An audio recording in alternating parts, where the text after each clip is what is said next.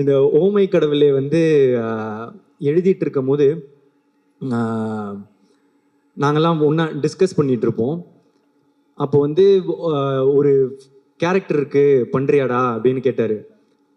இல்லை நான் நடித்தா ஹீரோ தான் அப்படின்னு சொன்னேன். இந்த காதல் படத்தில் வரும்ல இந்த வில்லன் ரோலு, அமெரிக்கன் மாப்பிள்ளை, இதெல்லாம் ஓகேவா அப்படின்னு கேட்கும்போது, இல்லை நான் நடித்தா ஹீரோ தான், அந்த மாதிரி ஒரு குருட்டு நம்பிக்கையில் அப்போ நடித்தா ஹீரோ தான் அப்படின்னு சொன்னேன்.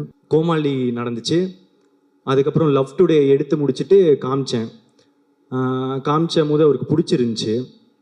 அப்போ நான் சொன்னேன், ரிலீஸ் ஆகலை, இன்னும் ரிலீஸ் ஆகிறதுக்கு முன்னாடியே கேட்டேன் வந்து, எனக்கு ஒரு படம் நீங்கள் டைரக்ட் பண்ணுவீங்களா?